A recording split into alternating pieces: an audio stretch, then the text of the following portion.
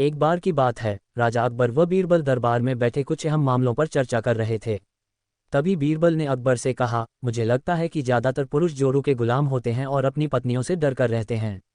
बीरबल की यह बात राजा को बिल्कुल भी पसंद न आई। उन्होंने इस बात का विरोध किया। इस पर बीरबल भी अपनी बात मनवाने पर अड़ गए। उन्होंने राजा से कहा कि वे अपनी बात को सिद्ध कर सकते हैं, मगर इसके लिए राजा को प्रजा के बीच एक आदेश जारी करवाना होगा। वह आदेश ये था कि जिस पुरुष के अपनी पत्नी से डरने की बात सामने आएगी, उसे दरबार में एक मुर्गी जमा करानी होगी। राजा बीरबल की इस बात पर तैयार हो गए। अगले ही दिन प्रजा के बीच आदेश कराया गया कि अगर यह बात सिद्ध हो जाती है कि कोई पुरुष अपनी पत्नी से डरता है, तो उसे दरबार में आकर बीरबल के पास एक मुर्गी जमा करवानी होगी। फिर क्या था, देखते ही देखते बीरबल के पास ढेरों मुर्गियां इकट्ठा हो गईं और सैकड़ों मुर्गियां महल के बगीचे में घूमने लगीं। अब बीरबल राजा के पास पहुंचे और बोले, महाराज, महल में इतनी मुर्गियां इकट्ठा हो गई हैं कि आप एक मुर्गी खाना खोल सकते हैं, इसलिए अब आप इस आदेश को वापस ले सकते हैं।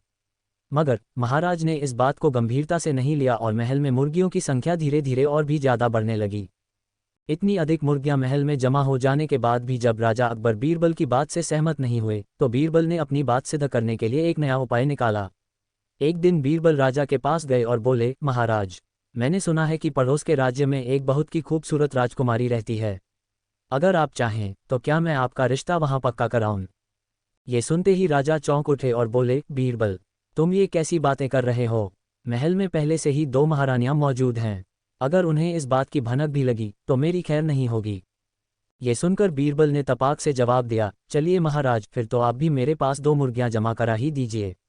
राजा बीरबल का ऐसा जवाब सुनकर शर्मा गए और उन्होंने अपना आदेश उसी वक्त वापस ले लिया।